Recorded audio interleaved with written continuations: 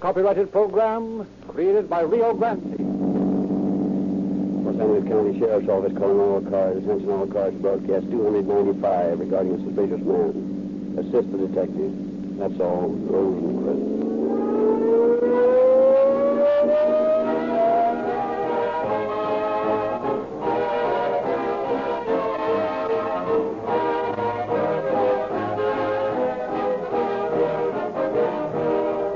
Have you tried our new gasoline? This new all-purpose Rio Grande Cracked embodies twice as many vital ingredients as found in ordinary fuel. And all are so expertly combined in just the right ratio to give you the gasoline of all purposes. Police car drivers and the pilots of other public serving automobiles throughout California were the proving ground for this sensationally new motor fuel. And their unstinted acclaim convinced us that all-purpose Rio Grande Cracked should be made available to the general motoring public. They found its scientific blend of additional ingredients made up a gasoline that has everything, each element contributing its part to the 100% performance of which each car is capable. Maximum motor car efficiency at minimum cost is yours. The emergency benefits of all-purpose Rio Grande Cracked are no further away than the nearest red and white Rio Grande station. So get a tankful in the morning and watch your car take you places more swiftly, more smoothly, yes, and more economically than ever before.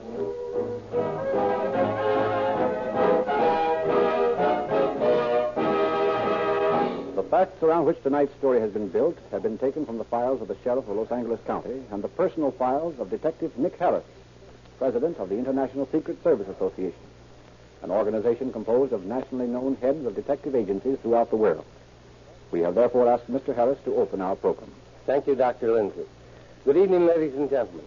Tonight's story is one of the most baffling and at the same time one of the most interesting cases that has ever passed through my office.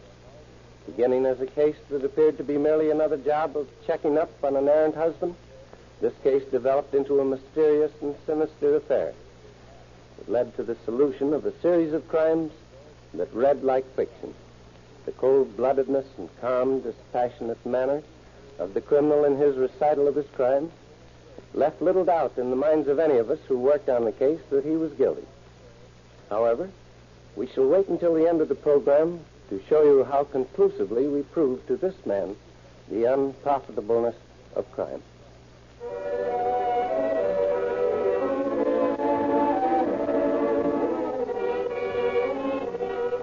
On the late afternoon of March 31st, 1920, Nick Harris was preparing to leave his office for the day. As he moved toward the door, his reception clerk ushered in an attractive woman of middle age. Mr. Harris, this is Mrs. Harold Nesbitt. She told me that her business with you was urgent and asked to see you right away. Oh, yes. Won't you sit down, Mrs. Nesbitt? Thank you. Now, then, what seems to be the trouble? Well, I'd like your office to do some work for me, Mr. Harris, but, well, at the moment I'm without funds. I see. Go ahead, Mrs. Nesbitt. To be perfectly frank, I'm suspicious of my husband. Suspicious? In what way? He's away from home a great deal and tries to explain it by saying he works as a Secret Service man. And you have reason to believe this isn't true, is that it? Yes.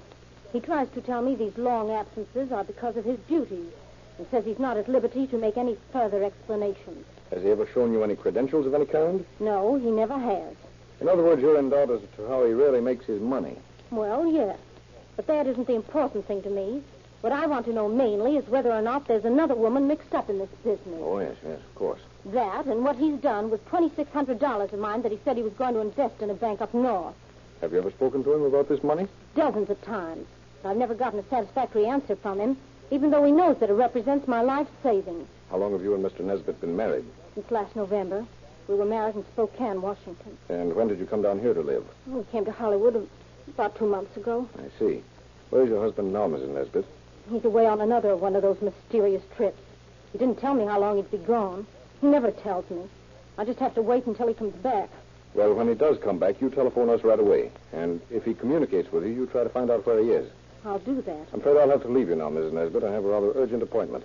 But I'd like to have you give any additional facts you can to Mr. Armstrong, one of our investigators, before you leave the office. Certainly, and thank you, Mr. Harris. Let me remind you once more. Get in touch with us the minute you hear from your husband.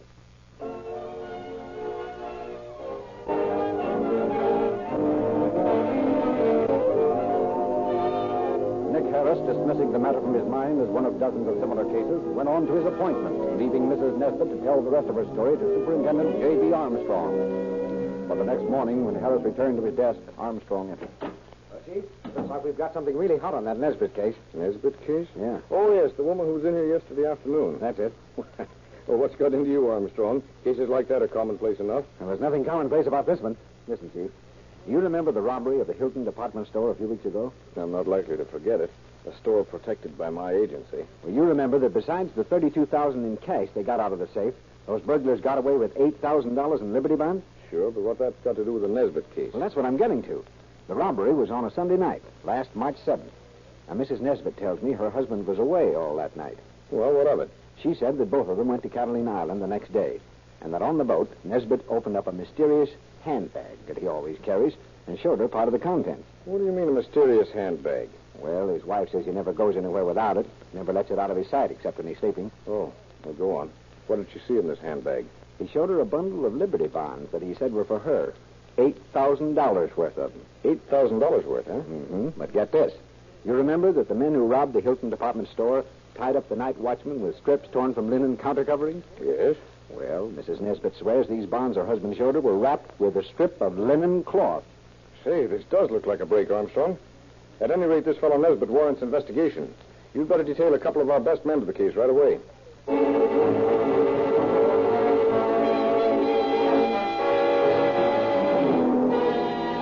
Days went by and still no word from Mrs. Nesbitt, while operatives kept a futile day and night watch on the Hollywood bungalow where she and her husband lived. At last, the investigators decided to enlist the aid of the sheriff's office. Within a short time, deputies Harvey Bell and Robert Coots arrived on the scene, and the suspect and his wife were trailed to their home in Hollywood, where the officers kept an all-night vigil. Then, on the following morning... What do you think we ought to do, boys? We've been here all night. I say let's make the pinch, Armstrong. Take Nesbitt down to the station and question him. I agree with Bell. The story Nesbitt's wife told you is excuse enough for making the arrest. Well, I admit there's not much point in hanging around here any longer. Still, we haven't got a warrant. So I think maybe we'd better wait until he leaves the house before we try to take him in. Yeah, I suppose that's the smartest thing to do. But we'll want to get hold of that grip he had with him last night. If we expect to get any evidence against him, we've got to get a hold of it. Suppose Nesbitt doesn't leave the house today. Well, we'll have to take our chance on that. Well, I sure could use some sleep right now. Yeah, I guess all of it could. What about that grip? If Nesbitt doesn't... Hey, wait a minute. Huh? Thought I heard a noise like a door being unbolted. I do suppose. Yeah, look. It's Nesbitt. It's coming out. His wife's with him. What do we do about her? I don't think we'll have any trouble getting her to come along as a witness against him. She's pretty sore. Say, Armstrong, Nesbitt hasn't got that grip with him. Yeah, well, never mind. While you and Couch make the arrest, I'll see if I can't get into the house through the back way.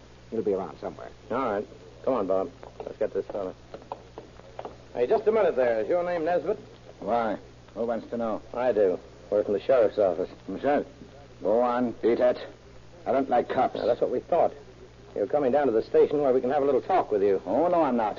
No business with me. Now get out of here. Oh, tough, huh? Well, it won't do you any good, so you might as well get back in the house without any trouble.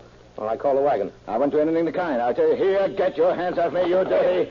You won't take me to any station. Bandit! Bandit! Yeah, that's got him. He's down. Slip your handcuffs on him, Coach. Right. All right, Nesbitt, up on your feet. You've no right to do this to me. Oh, go on. Get in the house and hurry it up. And you, Margaret, my own wife, letting these men arrest me. It wasn't my fault you got knocked down. You shouldn't have struck that officer. Struck him. I wish I'd killed him. And it is your fault. You can't fool me. You arranged all this. I know you. You and your tricks. You wait, Margaret. You wish we were dead 100 times before I'm through with you. Shut up, Nesbitt. Get on in there. Now, sit down and behave yourself. Now, if you'll show me where the phone is, Mrs. Nesbitt, I'll call the wagon. Yeah, yes, of course. Right through here. Here's the black grip of his, Bell. I found it right here in the living room when I came in through the back. Leave that grip alone. You've no right to touch it. Now, don't you think you've given us enough trouble for a while, Nesbitt? Now, sit back and keep quiet. I demand to know the meaning of this. Coming into the home of an innocent man... I suppose you put up that fight outside there just for your health, huh? Of course not. I thought you were members of a smuggling gang I've been hunting. I'm a government man. A government man, eh? Well, let's see your credentials. Well, I haven't got them with me. Oh, quit lying, Nesbitt. You're lucky you didn't get yourself shot resisting arrest that way. If you take me to San Diego, I can clear up everything. I've got the proof and safety boxes down there. Yeah? Well, we'll take you to the sheriff's office first and see how much you can clear up down there.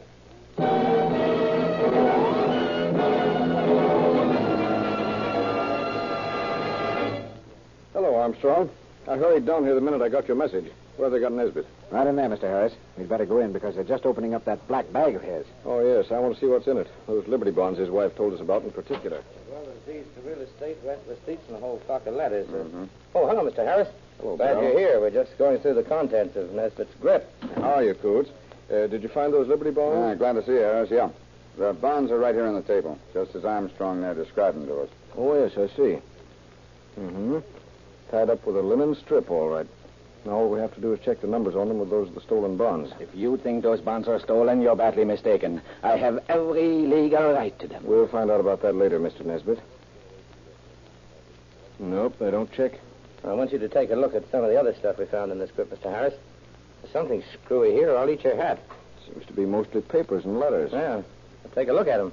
Here's 7 marriage licenses, each one made out in a different name. And these letters were all written by women head over heels in love. That is, all of them that I've glanced over so far. No, they're not all love letters. 3 or 4 of them here seem to be from parents, anxious to find out where their daughters are. What's all this stuff piled up here? Women's jewelry, mostly bracelets and rings, including several wedding rings. Well, everything in here seems to be pertaining to women, huh? That's right. Maybe our friend here can give us some explanation. What about it, Nesbitt? I don't know anything about that junk. About the grip at an express company sale. All that stuff was in there then. I've never gone through it very thoroughly. You sure of that? Certainly. You know, there's just a chance he's telling the truth about the grip. Nothing in here has his name on it. Well, there may be an answer for that one, too. Are you quite sure your name is Nesbitt? Why, that is... Come on now. What's your real name? Watson. And your first name? James P. James P. Watson, eh? Why were you using the name of Nesbitt? Well, there was a little trouble with a former wife of mine. Here's something odd. A writing tablet with the signatures of several different women on separate pages. Signatures are on the bottoms of blank sheets of paper. That is odd. What about this writing pad, Watson? I don't know. Must have been in there with the rest. And you don't know anything about it? No. Well, quite a few signatures here. Looks as if somebody had gotten hold of them with the intention of later writing some sort of message above these names. That's what I think, too. If that's the case, then... Say, Armstrong, look here. What do you make of this? Margaret Wyndham. Why, that's Mrs. Nesbitt's maiden name, Chief. After she told me about it, I included it in my report to you. What have you got to say now, Watson? Now that we've found your wife's maiden name among these signatures. You still deny knowing anything about this stuff?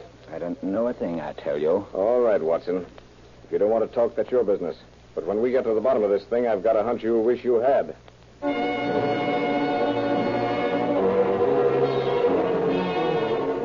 Although Watson had proved the legal purchase of the Liberty bonds, within the next hour, deputies Coots and Bell had placed their manacled prisoner in a police car and were racing toward San Diego. Intent on opening the safe deposit boxes Watson had rented there. The deputies had found the receipts for the rental of these boxes in the little black whip, and so drove directly to the bank on their arrival in the southern city. Well, here we are. Watson's still asleep, huh? Yep, been sleeping ever since we left San Juan Capistrano. Come on, fella. Wake up. Hey, wake up there. We're here. Hey, shake him up a little. That'll rouse him. There, you're going to wake up. Hey, Bill, look. There's blood all over my hands where I shook him. Hey, good Lord. You suppose he's committed suicide? Looks like he's tried it anyway. His throat's cut. We better get him to a hospital.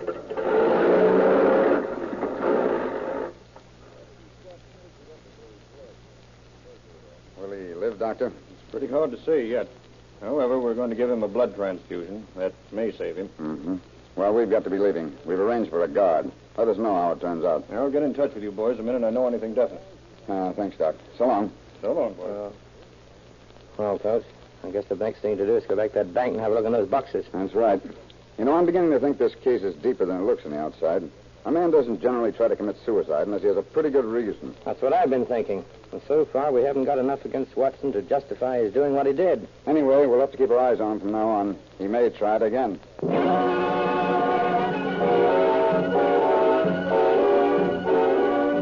Meanwhile, in Los Angeles, Nick Harris had been able to locate another wife of Watson's, a woman then living in Sacramento. At his request, she immediately came south to aid in the investigation of her husband. Within an hour of her arrival, she was seated in Harris's office. Present also were Mrs. Margaret Nesbitt and Superintendent Armstrong. You say Watson married you under the name of Herbert Logan, is that it? Yes. What was your maiden name before this marriage? Henrietta Kennedy. I can't understand this thing. It just doesn't seem to make sense. I can understand your feeling, of course, Mrs. Logan. So can I, my dear. We've both been made the victims of an outrageous beast. I just can't believe that Herbert could do such a thing. I loved him so. Well, I can pity you, but don't your love on that monster. He isn't worth it. What was the date of your marriage to Watson, Mrs. Logan? We were married in August of last year. Just 3 months before he married me. What I can't understand, Mr. Harris, is how you happened to find out who I was. The different name and all. Well, we found your photograph in a grip that Watson carried. There was no name on it, but we got in touch with the photographer who made it, and he told us your address. Oh, I see. Now, there's something I'd like to have you ladies do for me, if you will. Oh, anything at all, Mr. Harris. Yes, of course. We found rent receipts to an Ocean Park apartment house among Watson's possessions. I'd like to take both of you down there with me and see if you can identify any of the articles in that apartment as belonging to you. Will you do that? Of course. Yes, certainly. Well, then, if it's all right with you, we'll go right away. Well, Chief, that seems to be about all that was left in this apartment. Now, you're sure, ladies, that you don't recognize anything here? No, there's nothing here I ever set eyes on before. And you, Mrs. Logan? This is the first time I ever saw any of these things. Well, that seems to be that. Hey, hold on a minute, Chief. I think I've got something here. What is it, Armstrong? Well, this pair of white kid gloves we found in that trunk full of ladies' wearing apparel. Look, there's a name marked on the inside of one of them. Let's see it. Mm-hmm. Ruth Chandler, eh? Yeah, probably another of Watson's wives. Oh, this is awful. I can't believe it. I wonder.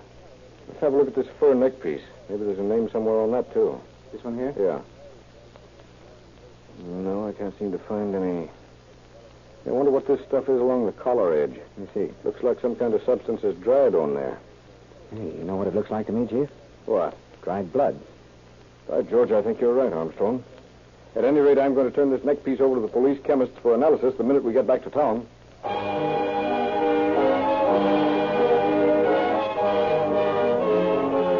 3 weeks went by. Watson had been removed from San Diego to the prison ward of the Los Angeles County Hospital, while telegrams went out to police throughout the West asking for information.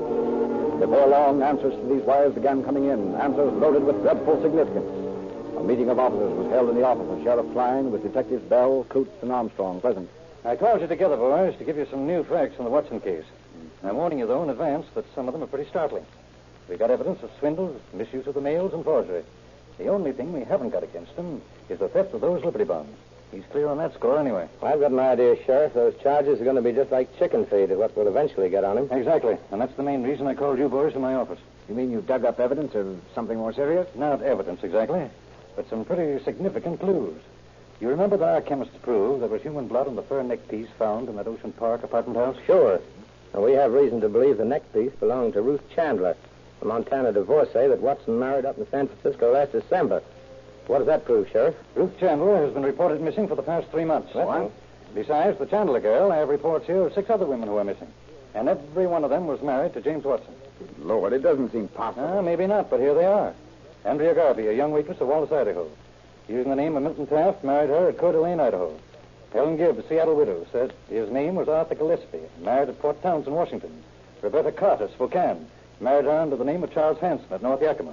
How long have these women been missing, Sheriff? In every case, it seems that they disappeared within about 3 months after the wedding. And if our suspicions are correct, it's wholesale murder. Now, here's the balance of the list. Geraldine Frank, Vancouver maid. Married to Thomas Schofield in Vancouver. Eleanor Fairweather, wealthy English widow of Vancouver. As Gregory Houston, he married her in Tacoma. Anne Freeman, an Idaho girl, married in Calgary, Alberta. That seems incredible. You don't suppose he murdered all of them, do you? Well, there's no way of knowing, Armstrong. As a matter of fact, we're not even sure that he's murdered anybody. How do you suppose he managed to meet all these women, Joe? Oh, that wasn't hard. He lured most of his victims with advertisements and personal columns, describing himself as a businessman, a government agent, an author, any profession that appeared to touch his fancy. Outside of these missing girls, what's the record on his marriages, so far as you know? Well, altogether, we know of 22 women he's married. We have letters and telegrams from many people positively identifying. And all of them had a little money or property cast away somewhere, huh? That's right. In most cases, it seems that Watson disappeared as soon as he got control of it. I'm Judge, Sheriff. I've never run across anything like this before in my life. Oh, pardon me a moment. Sure. Yes? Sheriff Klein, this is Nick Harris. Oh, yes, Nick. I just received a wire from the sheriff of King County, the state of Washington. Yes? They found the body of a woman under a culvert up there, apparently murdered. Certain things they've found out lead them to believe the bigamist we have in custody might know something about the case. Well, now, maybe that's the break we've been looking for, Nick. I tell you what you do. Meet me at the county hospital in a half an hour, and we'll talk to Watson. Fine. I'll see you at the hospital then. Come on, boys. We're going over to the county hospital. And I think when we get back here, we'll be able to pin a murder charge on our friend Watson.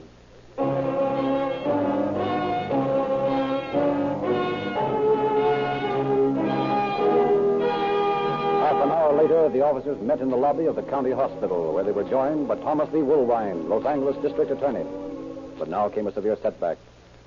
I'm afraid I've got some disappointing news for you, gentlemen. What's the matter, Nick? Well, just as I was leaving my office, I received another wire from the sheriff up at King County, Washington. Yes? The body of the woman they found up there has been identified, and it's been established beyond a doubt that our prisoner had nothing to do with the case. Uh-oh. Does Watson know anything about the second wire? He doesn't know anything about the first one yet, Mr. Woolwine. Well, that's good. So far, we've merely the bigamy charge against him, but I'm confident he's a murderer. Perhaps a mass killer. I think so, too. The trouble is, I have nothing, not even a portion of a body, to base my opinion on. I guess we'll just have to wait and see what he has to tell us. Well, Watson, it looks like we finally have the goods on it. They found the body of a murdered woman near Seattle, and there doesn't seem to be any doubt in their minds as to who did it. You might as well own up, Watson. It'll go easier with you in the long run. And you might as well tell us what you did with the body of Ruth Chandler, too. We found where you'd been living in Ocean Park. Well, gentlemen, I'll tell you what I'll do. If the district attorney will agree to a life sentence in California, I'll tell all I know. I'm not anxious to go back to Washington to be hung. I'm not making any promises, Watson. All right, then, Mr. Worthing. I'm not talking. I see. Well, I'll tell you what I'll do. If your statements impress me as being fair, truthful, and complete, I think perhaps I will be able to recommend a sentence of life imprisonment. That's fair enough, Mr. Worthing.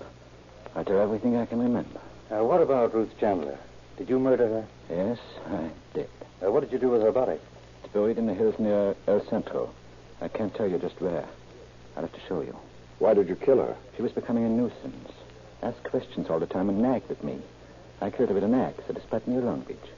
Then I took her body in my car and drove to the place where I buried her. Well, that's over 100 miles away from where you murdered her. Why did you drive so far? I don't know. I guess it just seemed like a good place. You say you'll be able to take us to the spot and show us the grave? Yes, whenever you say so. Do you think you feel well enough to take us in the morning? Yes, I think so. Well, we'll be back in the morning, Watson. But remember this. The Lord help you if you're lying.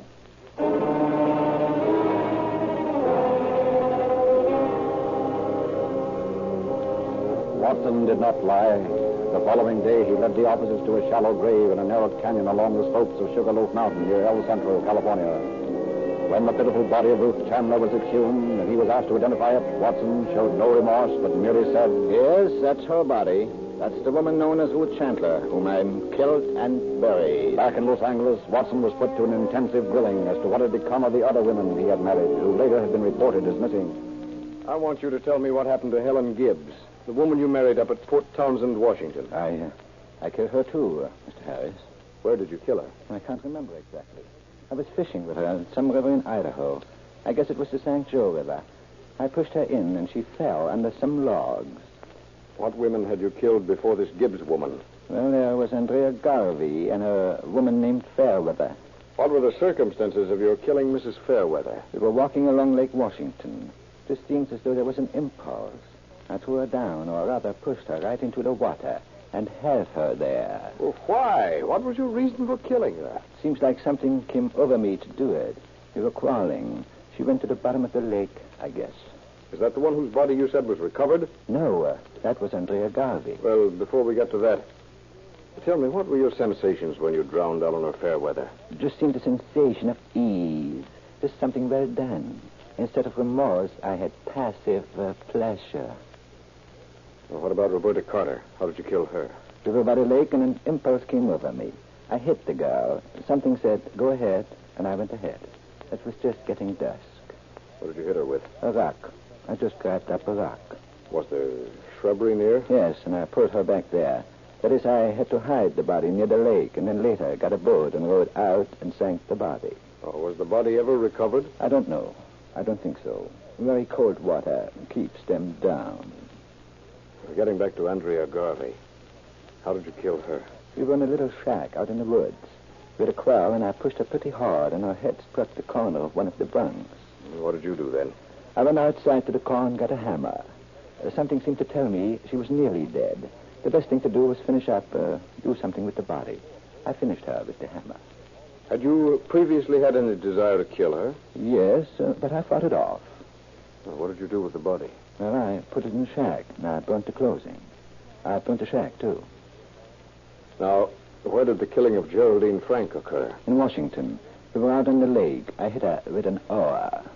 Well, what did you do about the blood on the ore? There wasn't any. She had a hat on. The ore seemed to daze and kind of paralyze her. I believe I threw a rock at her or struck her while she was in the water. Did the rock strike her head? Yes, it seems like I threw 4. What other women have you killed? Well, there was Phyllis Bedell. Phyllis Bedell. I don't believe we've heard about her. Where was she killed? In Spokane, Washington. Well, how did that come about? Something told me to push her into the falls. The Spokane River is quite a river. I pushed her into the water just above the falls. I don't know if the body was ever recovered. Well, did you strike her? No, I don't recall that I did. There's a big falls there, and you can get above it. I just pushed her in. And that's all the women you killed? There aren't any others? Well, I think so, but I'm not sure. I may have forgotten 1 or 2. Forgotten 1 or 2? Good Lord. I ask you to believe me, Mr. Harris. I'm not really bad. No? Well, Watson, if you're not really bad, then our prisons are full of noble, virtuous souls.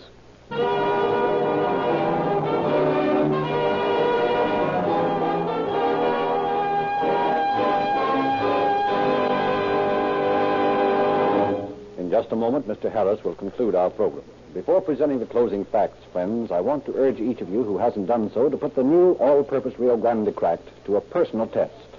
I want you to find out to your own complete satisfaction the truth of what I have told you about this radically new and different gasoline. That the perfect blending of a double portion of ingredients does give you a motor fuel that, for once in automotive history, meets every purpose. Makes your car surpass any previous performance in every department of driving. Get this new gasoline where you see the new cracked poster at the red and white Rio Grande stations. It's liquid dynamite. And now, Mr. Harris. James P. Watson, as we learned, was the prisoner's real name.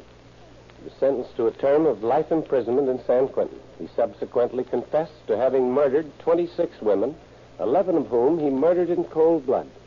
He is indeed a wasted life that testifies that crime cannot pay. Thank you, Mr. Harris.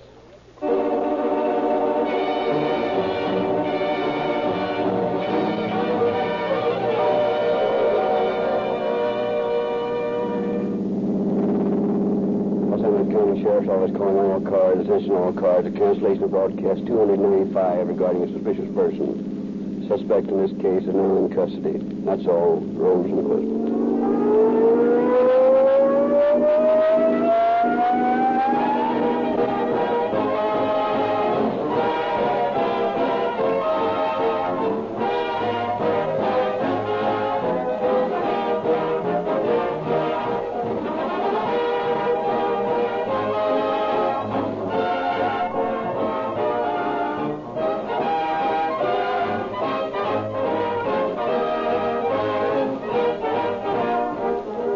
Narrator Frederick Lindsley, bidding you good night for Rio Grande.